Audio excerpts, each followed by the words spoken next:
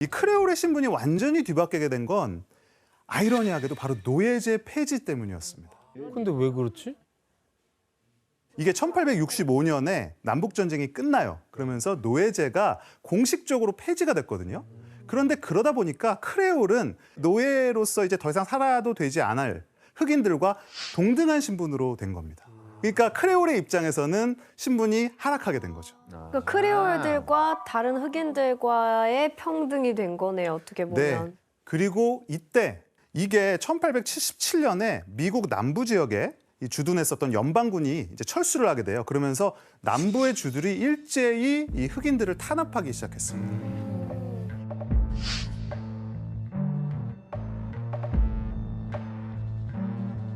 어머 어머 어머.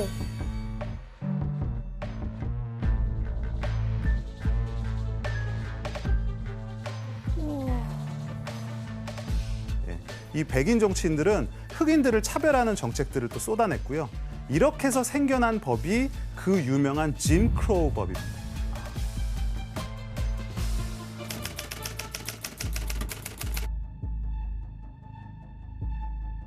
이때부터 합법적으로 남부의 모든 공공시설에서 흑백 분리 정책이 시행되었습니다. 그래서 이 크레올들은 유색인종으로 분리가 되면서 사회적으로 차별을 받기 시작해요. 그리고 결국 빈민, 하층민의 신세로 전락하고 말게 됩니다. 이때 크레올 중에서 일부의 사람들이 뉴올리언스의 흑인 빈민가로 이제 거주 지역으로 옮기게 됩니다. 그러면서 거리의 흑인들과 그들이 이제 자유롭게 어울리면서 그들만의 새로운 장르를 만들어내게 돼요. 그게 레그타임이라고 하는 장르입니다. 네. 훈타 씨 딱 아시는 표정인데요.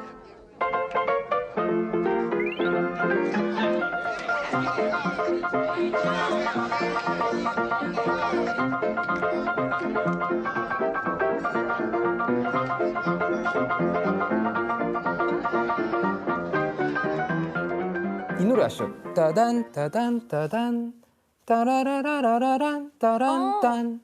스팅 테마송으로 되게 익숙한데 이게 레그타임 대표곡이에요. 아, 이게 레그타임. 네, 디 엔터테이너라는 이제 곡인데 이게 원조네.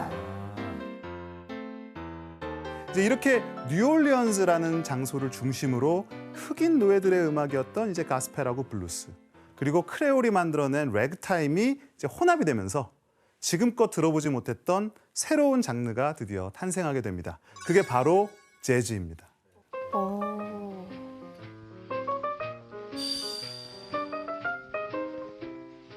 재즈라는 말이 어디서 왔는지 정확하게 밝혀진 건 없지만 여러 가지 추측이 있어요. 원래 재즈가 아니라 자스였는데 재즈 밴드의 포스터에 동네 아이들이 자꾸 쟤를 치웠대요. 그래서 쟤를 치우면 그럼 엉덩이라는 뜻의 아스가 되니까 엉덩이군요. 네, 아예 스펠링을 바꿔서 재즈로 쓰기 시작했다고 이야기해요. 아, 충분히 그럴 수 있다고 봐요. S0. 재즈라. 그럼 재즈는 언제부터 인기를 그러면 받기 시작한 거예요? 지금 그 질문에 대답을 하려면 이제 뉴올리언즈의 상황을 살펴보면서 그 답에 접근을 할 수가 있을 것 같아요. 이 뉴올리언즈라는 도시에는 술과 도박 그리고 매춘이 허용된 지역이 있었어요. 그게 바로 스토리빌이라는 곳입니다.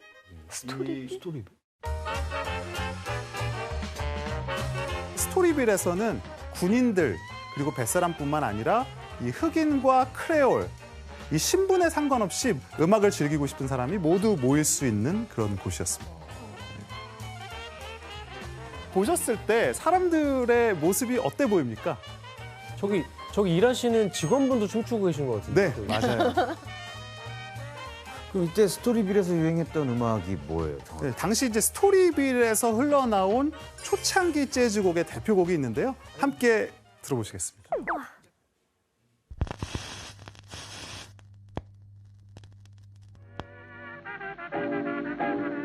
이게 이제 뉴올리언스 재즈 초창기 시대를 대표하는 킹 올리버 크레올 재즈의 Deeper Mouth Blues라는 곡입니다.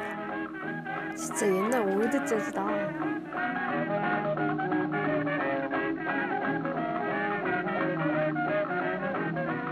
근데 여기서 한 가지 짚어볼 게 있습니다.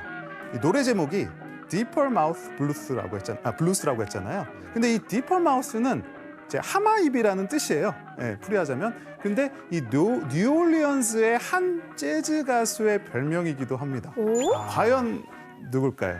하마이? 전혀 모르겠는 바는 정답. 루이 암스트롱. 정답입니다. 아. 그 사람 별명이 하마이비예요? 몰랐어. 사실 루이 암스트롱은 아까 우리 들었던 킹 올리버 재즈 밴드의 멤버였어요. 오. 그래서 스토리빌의 밤을 밝히는 가장 유명한 재즈 아티스트 중 한 명이었습니다. 재즈 역사상 가장 위대한 혁신가라고 불렸던 루이 암스트롱입니다. 제일 유명한 것 같아요. 미국에서만 250만 장의 앨범 판매, 영국에서 32만 장, 그래서 전 세계적으로 총 384만 6천 장 이상의 앨범을 팔았다고 해요. 우와. 그야말로 세대와 인종에 상관없이 세계인들의 사랑을 받은 재즈 음악가라고 말씀드릴 수 있겠죠. 1949년에 타임지를 장식한 최초의 재즈 뮤지션으로 기록될 만큼 정말 대단한 인기였습니다. 쿠타 씨, 루이 암스트롱을 또 바로 아까 말씀하셨고 네. 지금 지금까지 대단한 재즈 가수로 기억되는데 당시에는 뭐 어느 정도로 알고 계세요? 이 스캣싱잉 아시죠? 스캣 아시죠?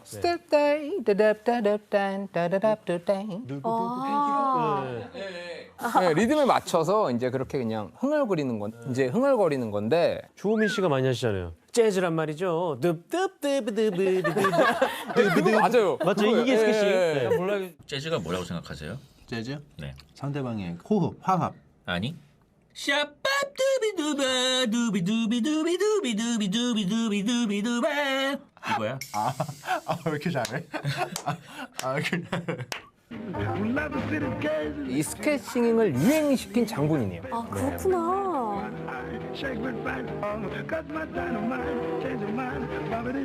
네, 그리고 루이 암스트롱이 연주하던 트럼펫을 딱 떨어뜨려요. 네. 그때 트럼펫 소리를 입으로 계속 내면서 트럼펫을 주웠다 그래요. 와. 아이디어 좋다. 전설이다, 전설이야. 1914년에 제1차 세계대전, 말씀하신 전쟁이 발발해요. 그 전까지 이제 중립국의 포지션을 갖고 있던 미국이 참전을 하게 되는데요. 이때 뉴올리언스가 이제 군항으로 선포가 되게 됩니다. 그러면서 이제 그 기존의 홍등가였던 스토리빌이 일종의 퇴폐의 온상지처럼 낙인 찍히면서 이제 폐쇄의 일로를 겪게 되는 겁니다. 네. 그래서 이제 일자리를 찾아서 뉴올리언즈를 떠난 이 루이 암스트롱과 다른 재즈 음악가들은 이제 어디로 향했을까요? 바로 미국 중부의 최대 도시인 시카고입니다. 이 1920년대에 미국은 이제 전쟁이 끝난 후에요. 역사상 최고의 호황기를 누리기 시작했습니다. 그러면서 이제 화려하고 사치스러운 파티 문화, 이 밤 문화가 성행하게 되는데 이러한 사회적 분위기 속에서 새롭게 각광받은 음악이 바로 재즈였습니다. 네. 그래서 이때를 우리가 재즈 에이지, 재즈 시대라고 보통 말합니다. 그런데 시카고로 이제 건너간 재즈 음악가들에게 좀 큰 난관이 하나가 있었어요. 1920년에 금주법이 시작되던 초기에 재즈라는 게 술을 팔던 곳에서 많이 했기 때문에 연주할 곳이 마땅치 않았던 겁니다. 근데 이런 상황에서 오히려 재즈가 유행했다. 어떻게 좀 이해가 안 가죠. 네. 그래요? 근데 아마 이 사진을 보면 쉽게 이해가 될 것 같아요. 어? 그럼 마피아 아니에요, 마피아? 맞습니다. 시카고 마피아 조직의 우두머리 알카포네입니다. 이 알카포네가 금주법을 피하기 위해서 이제 밀주 사업을 시작을 했어요. 예, 요거 함께 손님들을 끌기 위해서 화려한 쇼가 이제 펼쳐지게 되는데 이 파티, 요 유흥 문화에서 가장 인기 있었던 게 바로 재즈 음악이었습니다. 아. 재즈 에이지를 표현한 작품이 하나가 있거든요. 영상을 함께 보실게요. Ladies and gentlemen, the Onyx Club is proud to present Chicago's hottest dancing duo, the Kelly Sisters.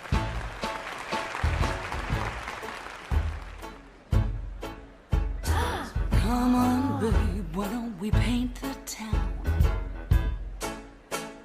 And all that jazz, start the car. I know a whoopee spot where the gin is cold, but the piano's hot. It's just a noisy hall where there's a nightly brawl, and all that jazz. 와. 매혹적이네요. 매혹적이죠. 빠져들어요. 네, 저거를 몰래 했다는 거 아니에요? 그렇죠. 네. 그러니까 뭐 너무 가고 싶어요. 몰래 하니까 더. 이 뉴올리언스에서 탄생했던 재즈가 이렇게 금지된 술 그리고 춤, 무대를 만나서 시카고에서 그야말로 화려하게 부활하게 되는 겁니다. 하지만 재즈가 얼마 되지 않아서 이제 큰 전환점을 맞게 돼요. 이때가 이제 세계적인 대공황이 옵니다.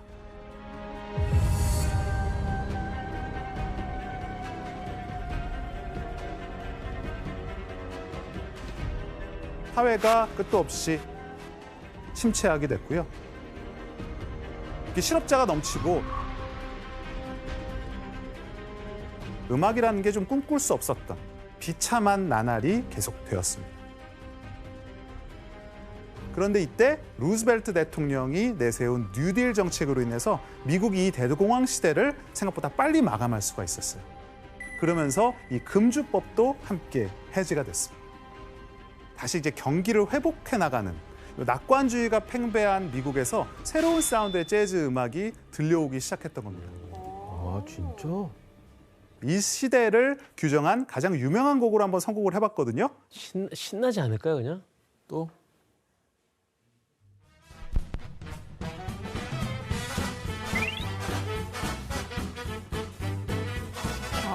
잘 알죠.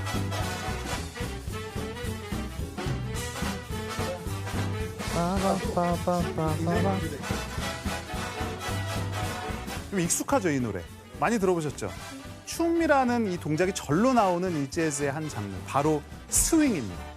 아. 스윙이라는 말 자체가 그리고 딱 봐도 춤이 굉장히 강조돼 있고 네. 이 리듬감을 특징으로 갖고 있는 재즈의 장르입니다. 진짜 재밌어. 정말 행복해 보이는데요? 당시의 대표적인 인물인데요. 싱싱싱을 작곡한 루이스 프리만. 그리고 스윙의 왕이라고 불렸던 베니 굿맨이었습니다.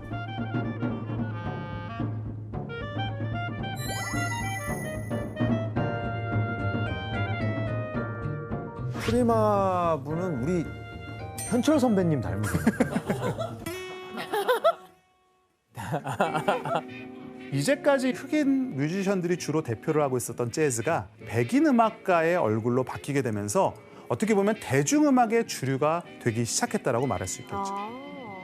그렇다면 재즈는 이후 어떻게 미국을 넘어서 전 세계의 그 음악성을 알리고 사람들을 열광시켰던 걸까요?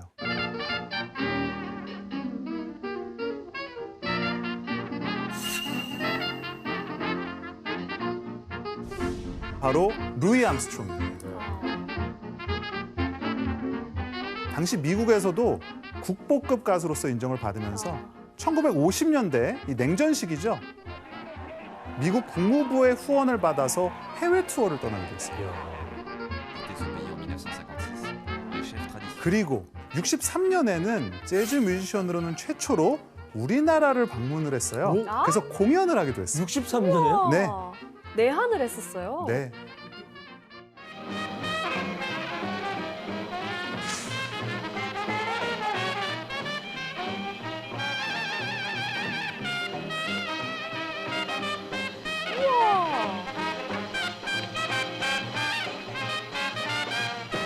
세계적인 트럼펫터 루이 암스트롱이 출연해서 만장의 손님들을 황홀하게 했습니다. 와, 그때 그런 게 됐나? 이제 당시에 그때 루이 암스트롱의 눈에 들어왔던 가수가 있었습니다. 그분이 바로 윤복희 씨였어요. 어머. 네. 그녀의 어떤 노래 실력에 반한 루이 암스트롱이 미국에 이 윤복희 씨를 이제 소개하기 시작해요. 그래서 그런 인연으로 윤복희 씨가 또 미국에 진출할 수도 있게 되었고요. 와, 애정이 엄청났다. 네.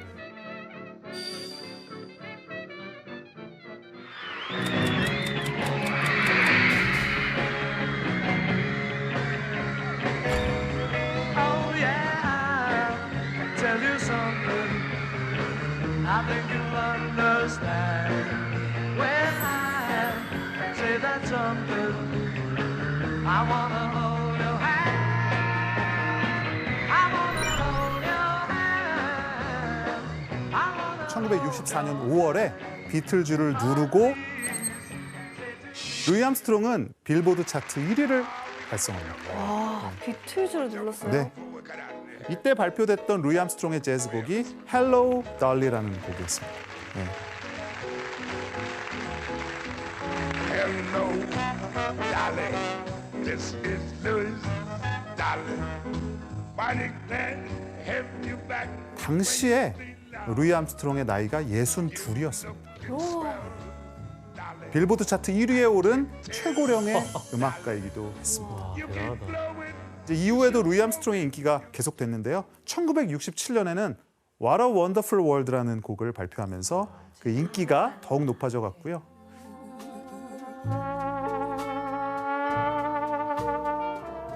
I see trees of green. Red roses too. I see them blue for me and you. And I think to myself, what a wonderful world.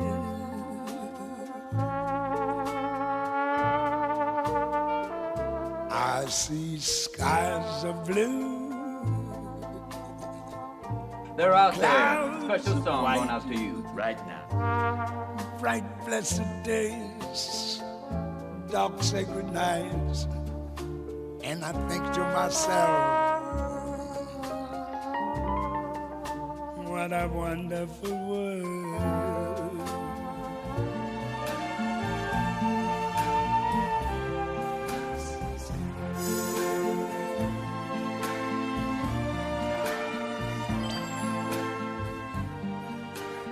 그만큼 재즈라는 그 장르가 루이 암스트롱을 통해서 또 세계인의 많은 사랑을 받은 겁니다. 그래서 1987년에 미국 의회에서 재즈를 공식적으로 미국의 국보 내셔널 트레저로 지정하면서 재즈는 빈민의 역사를 품은 음악이면서 20세기 미국을 대표하는 대중음악으로 자리매김하게 됩니다. 대박이네.